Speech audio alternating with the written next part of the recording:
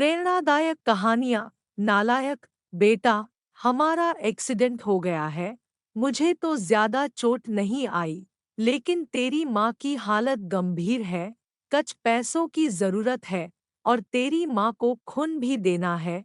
62 साल के माधव जी ने अपने बड़े बेटे से फोन पर कहा। पापा, मैं बहुत व्यस्त हूँ आजकल, मेरा आना नहीं हो सकेगा।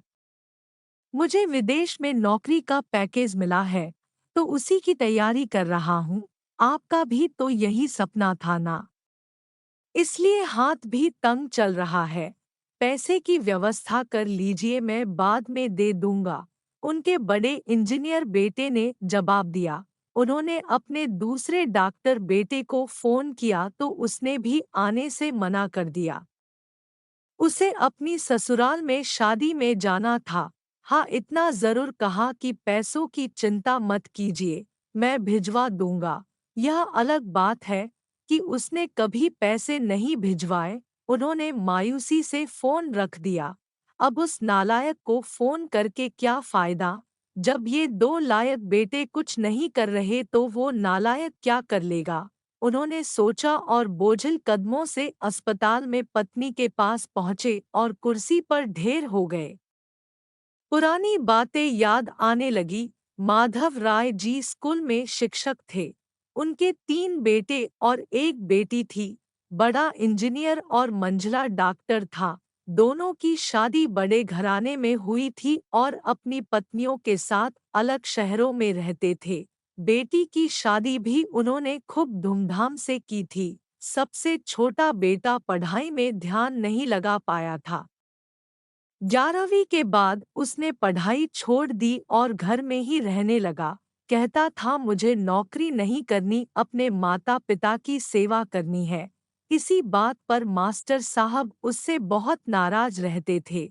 उन्होंने उसका नाम ही नालायक रख दिया था। दोनों बड़े भाई पिता के आज्ञाकारी थे, पर वह गलत बात पर उनसे भी बहस कर बैठता था।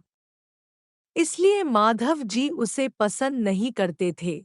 जब माधव जी रिटायर हुए तो जमा पूंजी कुछ भी नहीं थी। सारी बचत दोनों बच्चों की उच्च शिक्षा और बेटी की शादी में खर्च हो गई थी। शहर में एक घर, थोड़ी जमीन और गांव में थोड़ी सी जमीन थी। घर का खर्च उनकी पेंशन से चल रहा था। माधव जी को जब लगा कि छोटा सुधरने वाला नहीं तो उन्होंने बंटवारा कर दिया और उसके हिस्से की जमीन उसे देकर उसे गांव में ही रहने भेज दिया। हालांकि वह जाना नहीं चाहता था, पर पिता की जिद के आगे झुक गया और गांव में ही झोंपड़ी बनाकर रहने लगा। माधव जी सबसे अपने दोनों होनहार और लायक बेटों की बड़ाई किया करते। उनका सीना गर्व से चौड़ा हो जाता था, पर उस नालायक का नाम भी नहीं लेते थे। 2 दिन पहले दोनों पति पत्नी का एक्सीडेंट हो गया था। वह अपनी पत्नी के साथ सरकारी अस्पताल में भर्ती थे और डॉक्टर ने उनकी पत्नी को ऑपरेशन करने को कहा था। पापा सुनकर तंद्रा टूटी तो देखा सामने वही नालायक खड़ा था। उन्होंने गुस्से से मुंह फेर लिया, पर उसने पापा के पैर छुए और रोते हुए बोला, पापा, आपने इस नालायक को क्यों नहीं बताया? पर मैंने भी आप लोगों पर जासूस छोड़ रखे हैं। खबर मिलते ही भागा आया हूँ। पापा के विरोध के बावजूद उसने उनको एक बड़े अस्पताल में भर्ती कराया, माँ का ऑपरेशन कराया और अपना खून दिया। दिन रात उनकी सेवा में लगा रहता कि एक दिन वह गायब हो गया। वह उसके बारे में फिर बुरा सोचने लगे थे कि तीसरे दिन वह वापस आ गया। महीने भर में ही माँ एकदम भली चंगी हो गई। वह अस्पताल से छुट्टी लेकर उन लोगों को घर ले आया। माधव जी के पूछने पर बता दिया कि खैराती अस्पताल था, पैसे नहीं लगे हैं। घर में नौकरानी थी ही। वह उन लोगों को छोड़कर वापस गांव चला गया। धीरे धीरे सब कुछ सामान्य हो गया। एक दिन यूं ही उनके मन में आया कि उस नालायक की खबर ली जाए। दोनों जब गांव के खेत पर पहुंचे तो झोपड़ी में ताला देखकर चौंके।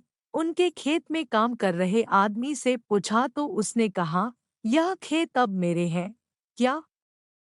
पर यह खेत तो।